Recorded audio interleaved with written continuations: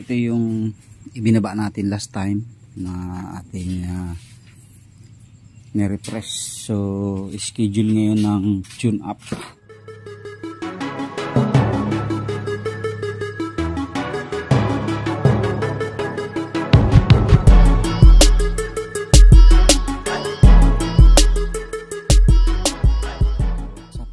Good morning sa inyong lahat. At kakalabas na aking brother sa trabaho.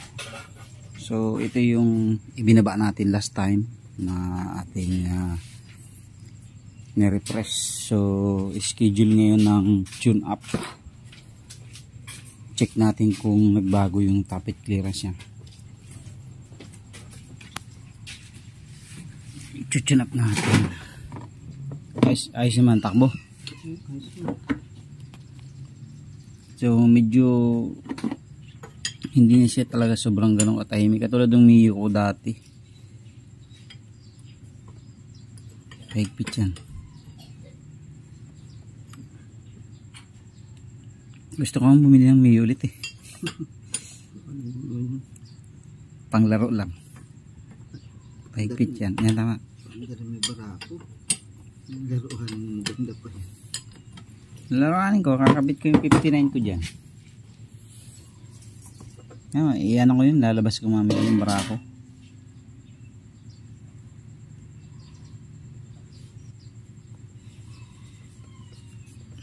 Wala naman tumagas.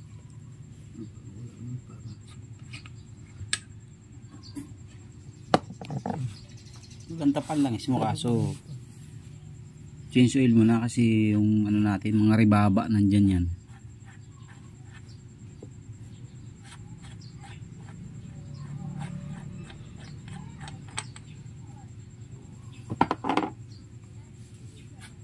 Kailan bang ano mo? Bagay pwede na i-change oil yan para mawala yung dumi-dumi. Ayan, i-timing lang natin mga kaduit. Timing, tapos check natin yung tappet clearance o valve clearance kung kailangan natin mag-adjust, i-adjust natin. Medyo ibababa ko mga kadit kasi ang sinet ko dito 6 tapos 8 na mahigpit. So ang gagawin ko ngayon 5-7 lang ang set natin kasi stock engine lang naman ito. Medyo inano ko lang, nilakihan ko lang nung nakaraan kasi para medyo maluwag. So ngayon gagawin natin 5-7 na lang yan. Okay, so tune up muna tayo mga kapit.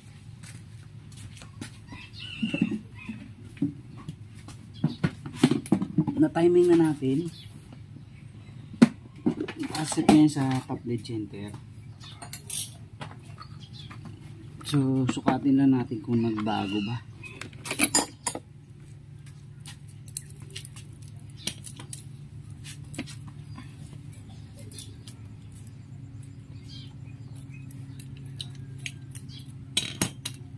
Ayan, lumog yung size mga kaduit. Luwag oh. Ayan oh.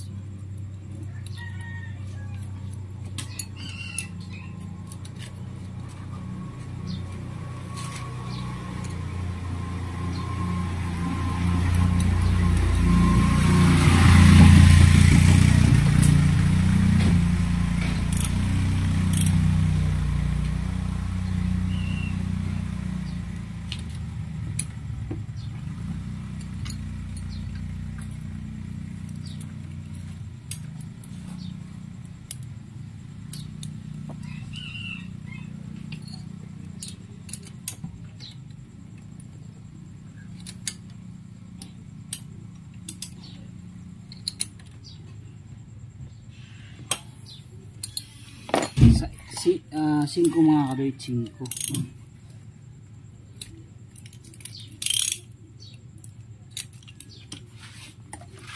Okay, tapos 8 sa ilalim, 7. So nakabili ako ng best guard na filler gauge mga kadoy, kaso pangit. Hindi na makita yung ano. Ano yung 7 yan? 0.07. So 8 na lang mga kadoy, mahigpit na 8.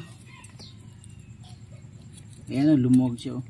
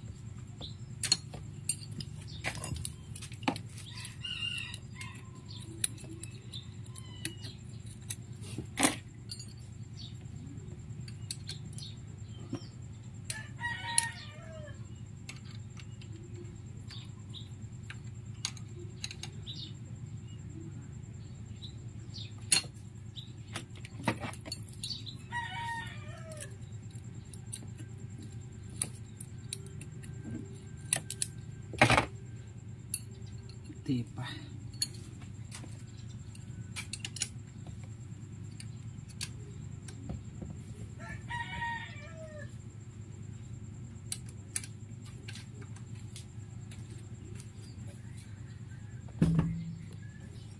Okay.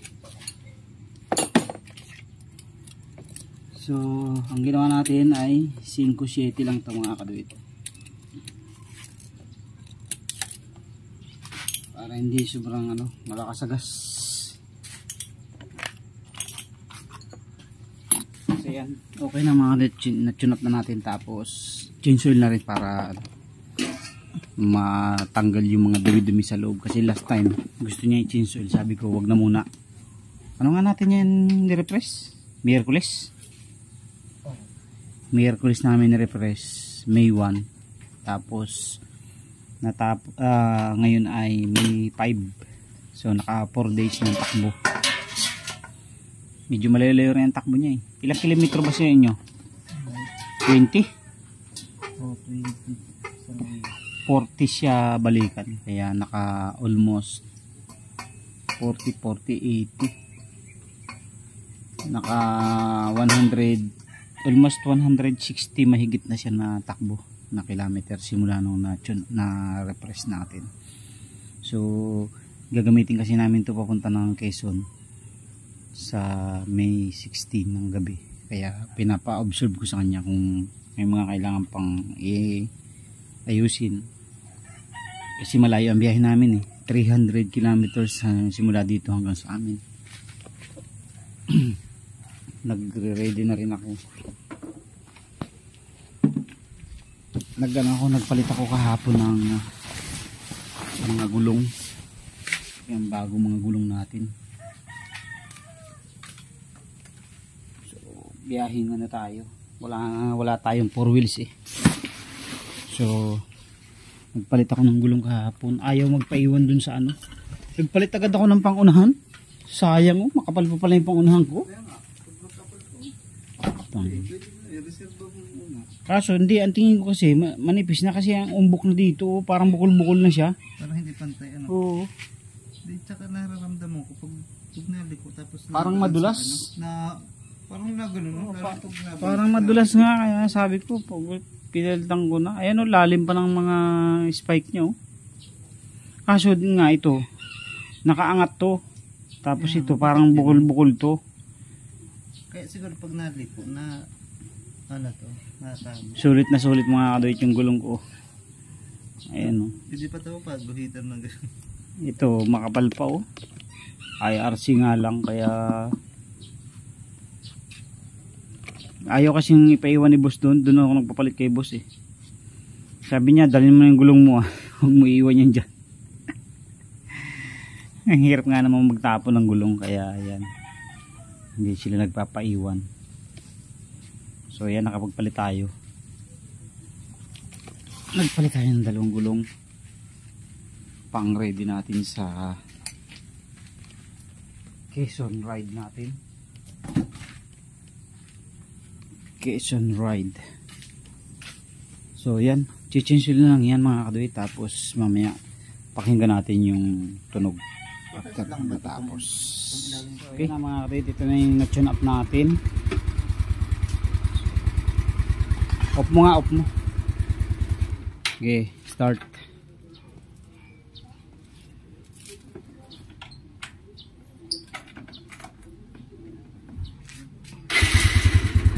Okay, 1 click.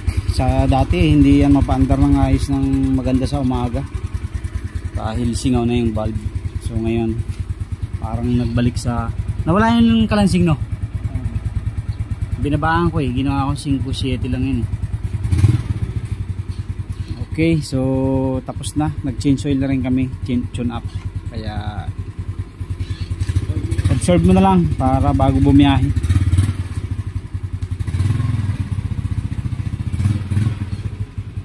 Parang bago ulit after 8 years.